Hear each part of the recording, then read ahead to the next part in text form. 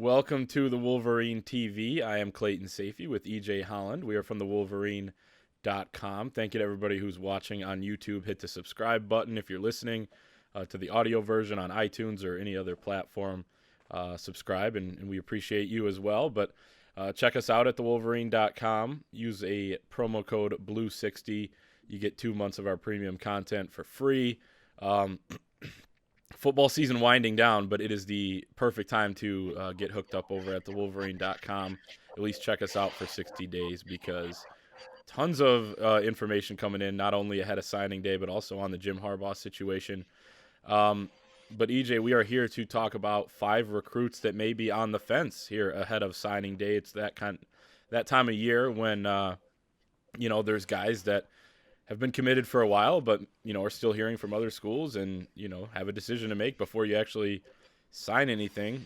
You can, basically go wherever they'll have you. So we'll start with an obvious one. This one, Xavier Worthy, Rivals 100 wide receiver out of Fresno, California. He was in town in Tuscaloosa for the Iron Bowl. So obviously a guy that is considering Alabama, and then tweeted out a graphic saying that he's going to decide live on Instagram Live between Michigan and Alabama on signing day. So he's still technically a Michigan commit, but, there's obvious reasons to be concerned if you're Michigan. I guess where do they stand, and, why should Michigan fans be really keeping an eye on this one? Yeah, I still think it's personally a 50-50 battle. I mean, I would give Alabama the slight edge. They got the last visit.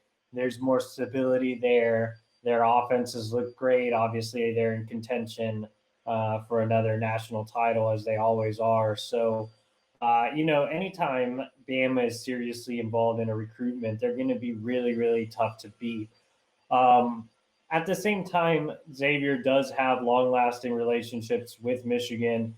Offensive coordinator Josh Gaddis, in particular. If Josh Gaddis is back, I think Xavier sticks. But the problem with stating that is, there isn't a 100% guarantee that Josh Gaddis is going to be back because they're not really working on coaches' contracts right now.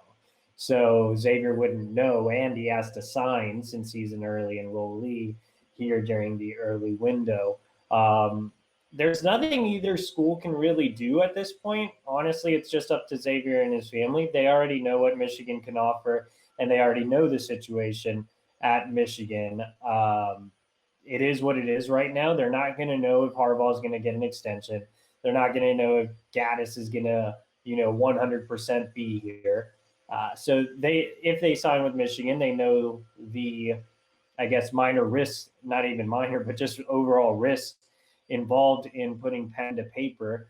If they sign with Alabama, they don't know that staff as well as the Michigan staff. It's a school they've only been to once. I guess they've only been to Michigan once too, but they've had a lot more virtual tours and conversations with the academic support people and the rest of the staff, whereas Bama's playing a little bit of catch up in those areas. Overall, like I said, I think it's still pretty much a coin flip. Rivals does not allow you to put in future casts, flip picks on future casts. So once a prospect is committed, you can't change the pick, even though you might have an inkling that he's going to flip. I would have changed my future cast pick to Alabama a couple of weeks ago. I think since then, Michigan has done a really nice job of laying out, kind of the, I guess, game plan, saying, look, Harbaugh is not going to talk about its extension until after the season, but he's committed to being at Michigan. Josh Gaddis is committed to being at Michigan. And, we really want you here. And this is everything we've pitched to you still stands. And so I think Xavier and his family are just having a really, really tough time with the decision. There's a week to go. Like I said, I don't know how much these last minute pitches are going to go, but it's going to be interesting. I mean, I could see him signing with either school on December 16th.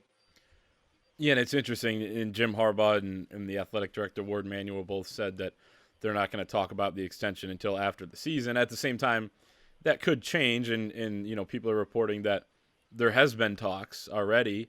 Um, we won't know about Gaddis though. Probably until after signing day. I would say just about 99% sure of that.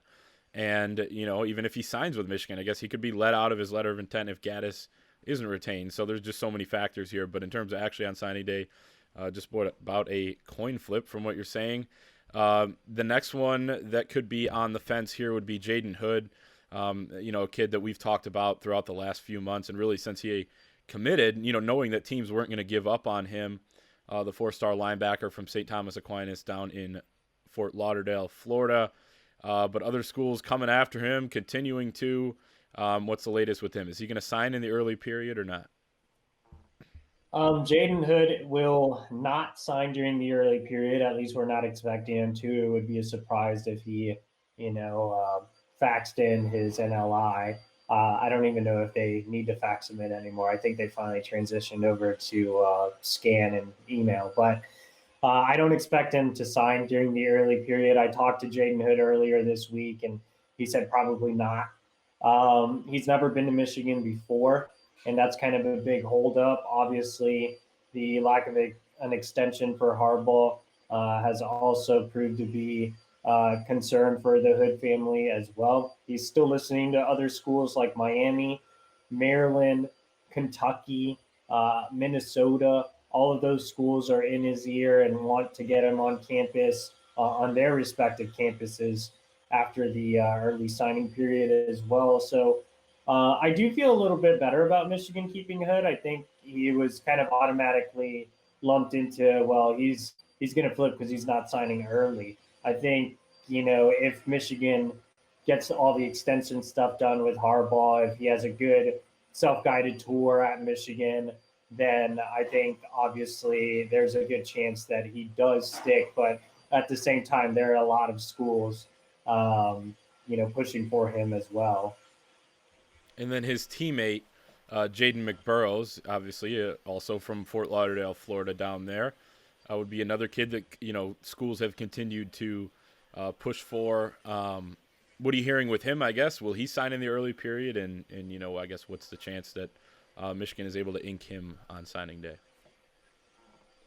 Yeah, so I think Jaden Burrows is a kid that will sign during the early period. He told me, even though he's not an early enrollee, he fully intends to finalize everything on December 16th. I do have some concern there.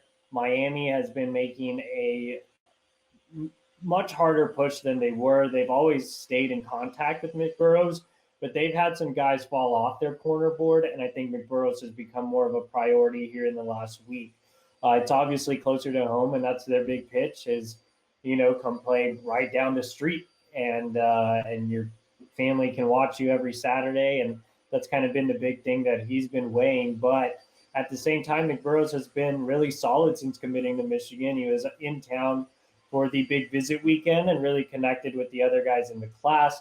I think his mom approved of it, and he just sees himself as a fit at Michigan, especially in this scheme under Michael Zordich. He's not your usual tall, long corner that Michigan recruits.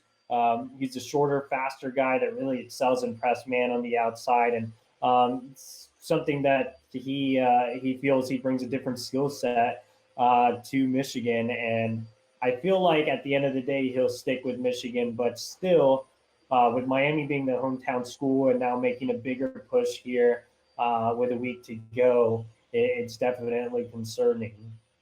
And then the big story, I guess, of the week in regards to this, in regards to recruits that may be wavering, would be 4-star linebacker Brandon Jennings out of Jacksonville, who is a former Florida State commit, decommitted, committed to Michigan. Now possible that he would look at other schools like Miami, where I think his brother plays, if that's correct. And then Maryland now is kind of the hot team, and there's some buzz surrounding Maryland. So what's the update there? What's the latest with him? Yeah, so Brandon Jennings was supposed to be an early enrollee. His plans changed. He will not be enrolling early, and he doesn't intend to sign early since he's not an early enrollee. So that's opened the door for other schools to get involved. You mentioned Maryland. is a school that he's familiar with. They have been pushing hard for him here in the last couple of days, and there's some confidence over on the Maryland side. So it's definitely something to watch. It's very, very real. He visited Maryland early on in his recruiting process. He has some connections to those coaches there through family. So I think that Maryland's a legit threat in that recruitment. Miami is as well. He said his brother plays there, and so he's been to Miami a number of times. It's closer to home.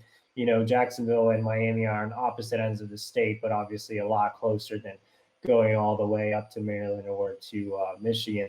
And I think, you know, some other schools will likely jump in the mix, especially, you know, considering he's not going to sign. There's going to be other schools looking for linebackers or that have extra spots. And so that recruitment has the potential to turn into a circus down the stretch. And then one that there's probably a drop off between the first four and this last one with Rod Moore, but we've mentioned the uncertainty at Michigan, the lack of stability a couple times already, but that would be one of the reasons why Rod Moore, a kid who has tweeted out that he's going to sign, that he's committed to Michigan, you know, beyond just being committed, he's fully committed, you know, to coming to Michigan. But, you know, Bob Shoop, the safeties coach, for off-field reasons, has not been in the building. And, you know, it looks like at this point you would guess that he's unlikely to be retained in that position. So basically the guy he was going to come play for and his position coach likely won't be there. And that can always kind of throw a wrench in things, especially late. I mean, you remember Mike Weber, you know, 4 or 5 years ago for Ohio State, he commits or he signs and, you know, decided on signing day over between Michigan and Ohio State. Position coach leaves like the next day after telling him he was going to be there, and he was not happy about it, but he ended up sticking. So these things can turn a recruitment kind of crazy at the end. We feel confident about Rod Moore, but EJ, I mean, I guess what's the vibe that, you know, or maybe a percent chance that maybe there is that little inkling that he's not going to sign with Michigan?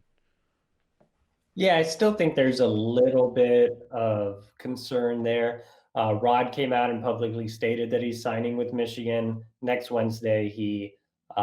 His father also came out and publicly said that as well. So I think that eased some concerns. At the same time, actions speak louder than words. So we'll see if he actually puts pen to paper. Right now, I have no reason to think he's not, but he did receive some recent offers from Washington State, West Virginia. Oregon started to show more and more interest. If an offer comes, you know, in the next couple of days, that'll be something to watch. So there's still a little bit of concern there. Like you said, there's kind of a drop off between the others. I think the others are really having a little bit of a tough time with things. And with Rod Moore, I think his heart is definitely with Michigan. If, you know, the Bob Shoop situation was not going on, then I don't think we'd have any concern with Rod Moore. But the fact that Bob Shoop, you know, has some off the field issues, that he may not be here next year. He had a teammate, Marcus Allen, that decommitted earlier in the cycle.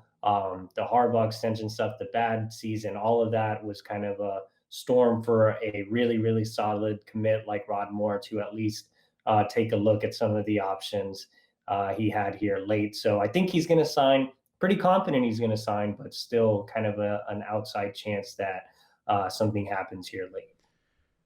Last thing, this may be an unfair question to ask, but, you know, I guess if you were to put a number on these 5 guys, how many Michigan ends up signing, whether that's early or late, who would what kind of number would you come up with?